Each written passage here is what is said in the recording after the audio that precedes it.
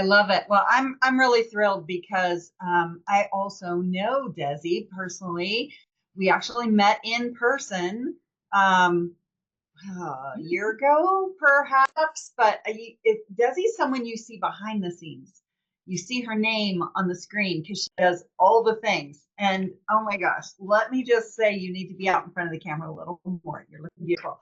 I'm going to go ahead and read this, and I'll throw in some of my own thoughts too. But Desi is a event and community leader known for organizing transformational summits and retreats that inspire action and sustainable success. And I have seen that in person.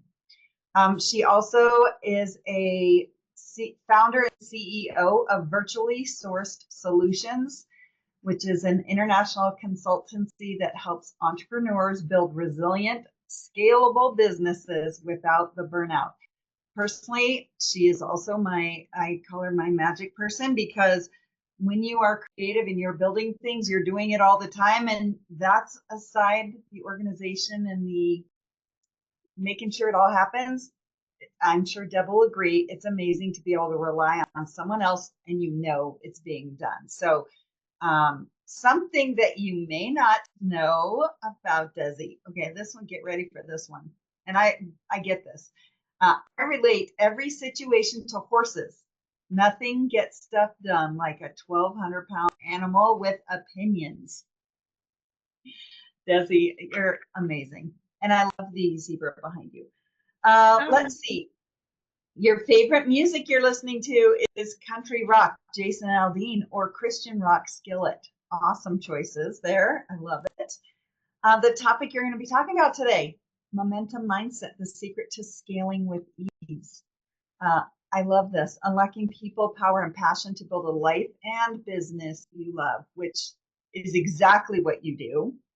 And I noticed you have two gifts. The one everyone gets is a business organization checklist and SMART goals worksheet. We all know SMART goals.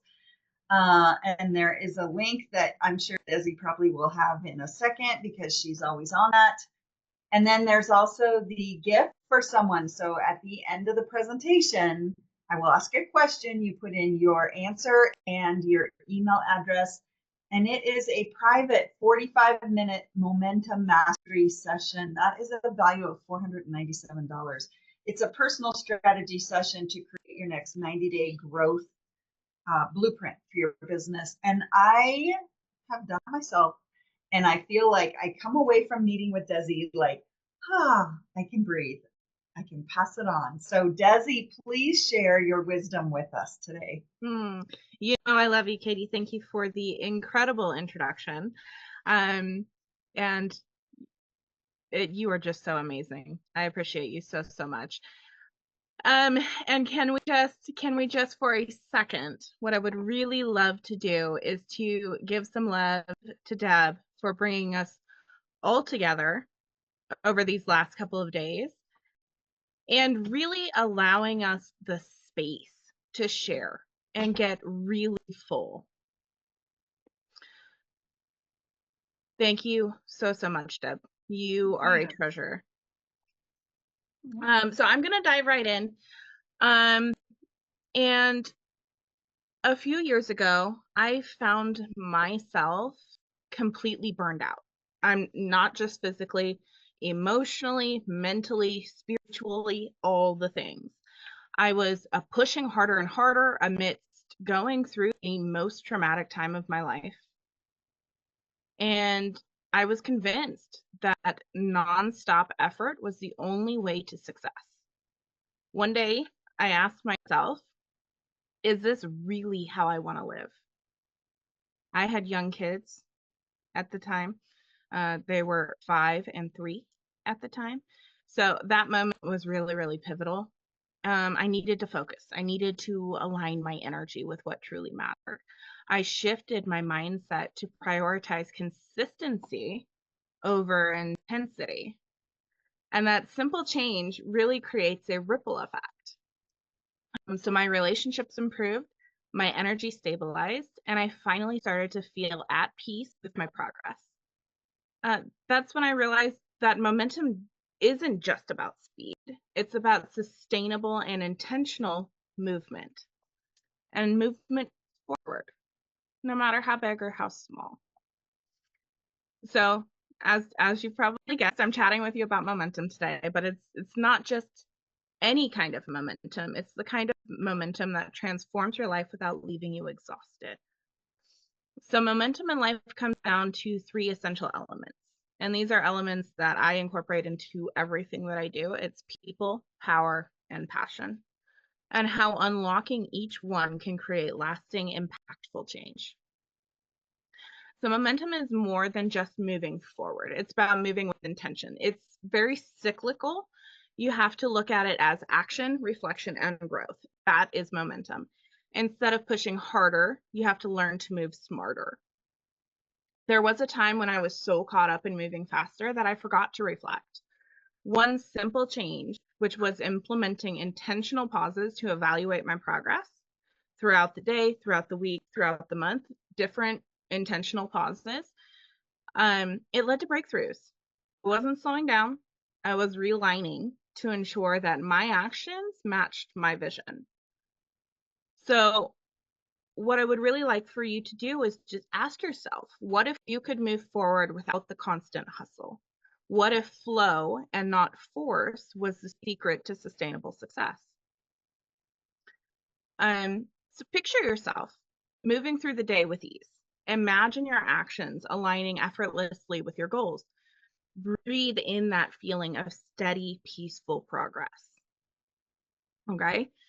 It works. I trust me. We're not going to be doing life alone. Building a network of support means finding people that uplift you. And this is really going to unlock the people that I referred to just a minute ago.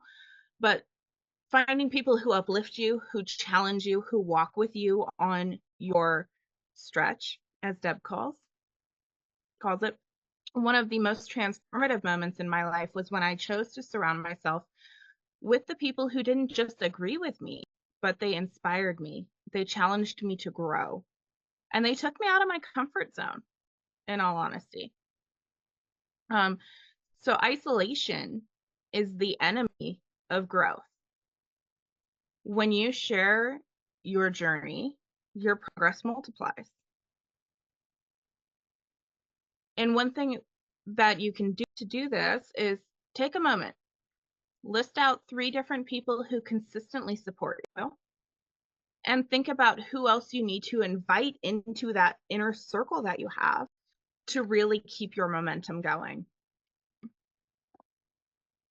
Next, I want to talk a little bit about power. Power just is not about strength. It's about being really rooted and grounded in who you are. When I started embracing my strengths instead of focusing on my perceived weaknesses, I really started to feel a surge of energy and clarity. And sustaining energy and focus takes true power, and true power is sustainable. It doesn't leave you drained.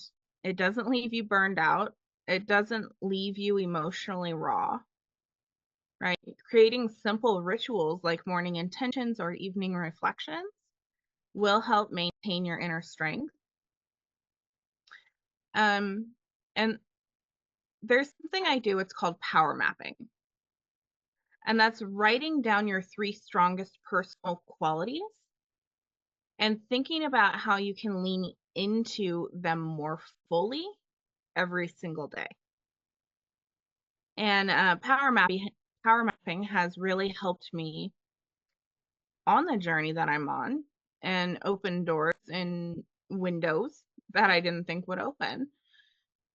It's really about stepping into and aligning yourself with your vision and who you are and who you want to show up to be. The next thing I wanted to chat about here is passion and aligning the vision with the passion. Okay, so passion without purpose can leave you feeling scattered. When you align your passion with your vision, life becomes more vibrant. It becomes more purposeful. It becomes more fulfilling. And I would invite you to look about and think about the activities that make you lose track of time and look at those as your passion signals.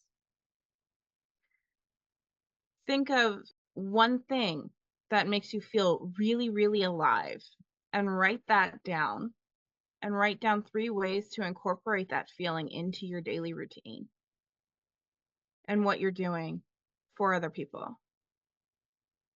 It really, really is super powerful. And I know we're celebrating moms today. So I did mention I am a mom. So I have a 10-year-old and a 7-year-old. And more they're stepping into that entrepreneurial mindset. And it's really, really powerful when I explain what I just shared with you with them, obviously in like a 5-year-old's language, but when I share that with them, it's incredible to see the transformation that they get and these sparks that light up, and what they're stepping into is it's really incredible. You know, my daughter, she's a mini CEO. She walks around the house and she knows the names of my clients. She pretends to talk to them all the time. Whenever she knows I'm on a meeting with a client, she'll hop in and say hi. Right? So it's really, really fulfilling for me as a homeschool mama, which is hard in and of itself, also running a business and how weaving those things together while still coming from a space of building momentum is incredibly challenging, and it's really super exciting at the same time. Excuse me. Another thing that I wanted to touch on is, you know, the organization checklist and the SMART goals worksheet that is the free gift. It is in the chat. That is really designed to help you gain momentum inside of the business foundationally with organization and strategy in place. And it is super powerful when you sit and go through it, coming from the place aligned with your vision.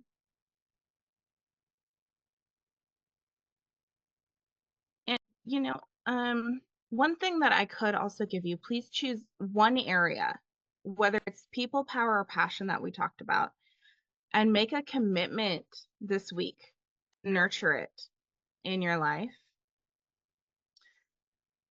And let me know what opens up for you and what comes out of it. I love to hear stories like that. It's incredibly invigorating when you take a look at what your words impact, right? So I know that we started a couple minutes early. Deb, do you have any questions or anything that you want to talk about today? Yeah, you know what? I'm glad that we have a couple of minutes because I think from someone who's an entrepreneur, clearly, I'm sitting here, and I think a lot of the women that are part of 262 are self-funding, or they have friends that are self-funding, or they're project-based. You know, we do a lot with nonprofits. There's lots of nonprofits. They also have a mission. One of the things that I have found, and obviously Desi is part of our team, and so she sees these alongside me because we have the same conversation around, ooh, like, you know, I think it's when you go along in your business or you make a decision for growth. You know, Carmel just finished asking me, like, what are some of the things that you would get if you're going to have a kid that decides that they're going to have a business? And I talked about support. And I think that support is a big bucket. And one of the things is when you decide to go for growth, particularly, right? And we talk about going for growth. Some people talk about it in terms of money. Some people talk about it in terms of social media numbers. Some people talk about it in terms of exposure. Some people talk about whatever. But one thing that happens when you go for growth is it shows your holes. And I literally wrote that down, and we literally had that moment before the summit showed up, right? we talked a little bit about, oh, hey, there's something about this. And I was like, oh my gosh, when we kind of like, it's that place of frustration that you talk about when you go for growth, that when you do, it shows holes. And there's nothing more relieving, the sunscreen on the sunburn is when you're going for growth in your business and you're moving up that way, that's where you start to absolutely fall in love with the word called operations, systems, flow. She talks about flow and you're like, oh, flow sounds so different when you're in a place of growth. And that's when you were having that conversation, when I was listening to you talk, and it's about putting things into place, because you put things into place and then you choose to grow and then you see. And then you see, I mean, you want to have a team surround you. You want to have the resources that helps you patch that growth pretty quickly. Like we had that conversation today. Some problems can be solved in 3 seconds, and some's going to take 3 hours, and some's going to take 3 weeks because you need to bring someone else in, or you need to train something, or you need to learn something yourself. But I guess my question to you would be, if you're doing a question, that was kind of more of a statement, like, thank God you're here. But you watch a lot of people go through growth. What are some of the preventative things? Because as we're going for growth, we don't necessarily think about the systems we need for the next step. Usually they show up and you're like, oh, damn. So do you have anything around preventatively? Yeah. So one of the biggest things that I see when entrepreneurs are hitting that period of growth is the limiting beliefs in the mindset. So I've been doing lately a lot of work with entrepreneurs on the business mindset and shifting things from scarcity to abundance. We did a breakthrough session the other day, and it was on coming from a place of ease and what would it look like if your business was easy. Right. So definitely the limiting beliefs is up there, and the mindset is probably the most critical. Secondarily, preventatively, when you're thinking about your business and what you want to create inside of that business, think about if you have the systems to support what you're doing. Speaking to systems now, whether that's a CRM, or which is customer relationship management, or whether that's a phone calling system, right? It could come in many different forms, and I would say reaching out to someone who knows something about what you're trying to create, because you don't know what you don't know, right? And you don't know what gaps could come into play if you launch without being fully prepared. No, touche, right? Touche. You don't know what you don't know, but you might be able to sense it a little bit. And I'll tell you, the sense for me tends to come in frustration, because you notice that the flow that you had is jamming up a little bit, right? Or you need an extra something. And there's people that do what you do for a reason, that keeps people like us being able to do what we do. And I'm a true believer. People are like, oh, how have you gotten to where you've gotten to? And I'm like, I've hired, coaches and therapists and counselors and experts. I think I'm at the stage in my business predominantly where I hire experts. And because, but I think it's interesting when you go from solopreneur to more. When you talk about that business mindset, I remember when I went from solopreneur to owning a business, and no insult to solopreneurs, because I am officially still one, even though I have a team. It's that when it's you and on you, it's really hard to let go of something. And I don't know about you, but I don't know how many voices in my head. If you want something done, well, you should do it yourself. I mean, how many people have had that? I have. People have drank that milkshake, right? You need to do it yourself. Now, it might be easier to do it yourself in the beginning, but it's going to burn you out, like you talked about in the end. You have to be able to, and then going through that training process of having someone take that over, I think you need to be prepared for that. So when you make a stage for growth, expect a learning curve. Right. Yeah, absolutely. I have gone through 3 periods of burnout. I haven't been through one in 3 years now. So I'm super thankful and super gratified, because I've done the work. I've done the mental, personal growth work to get there. And burnout is a real thing. So many entrepreneurs are plagued by it because they don't give themselves the time, the space, or the permission to hit a period of growth and surround themselves with team that will support them. When I was hitting my periods of burnout, I was by myself for the most part. It was me and one team member, but I was doing 95% of the client work. I was doing all of the client calls, and my calendar was literally 8 a.m. to 8 p.m. every night on Zoom. Right? And it's this year we have a team of 15. And they're powerful people, and they each have their own lane, and setting yourself up that way really lends itself to momentum and to success in the long run. Yeah, I think when you said that, it's about the solopreneur to business mindset, and I think you said something else that, made me think, is there a wiring that tells us it's supposed to be hard? Just because someone says you need to work hard doesn't mean that the work has to be hard. Do you know what I mean?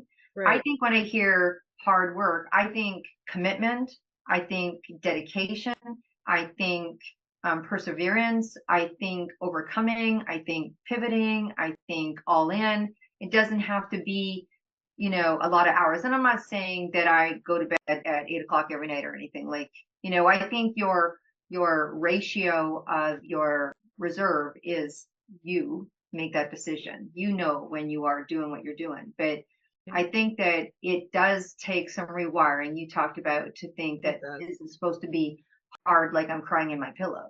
And if you're an entrepreneur, be prepared to cry a little bit. But do you know what I'm saying? Like, it absolutely happens. And yes, rewiring absolutely 100%, because a lot of the times, situationally and environmentally, we're grown up in a society that makes it come off that being successful requires you to hustle and to grind and to put in long hours. Societally, that is the normal. And there's rewiring that's required to break through that and get to business is easy. Success is easy. I can do this working 6 hours a day, right? That there's shifts that have to happen.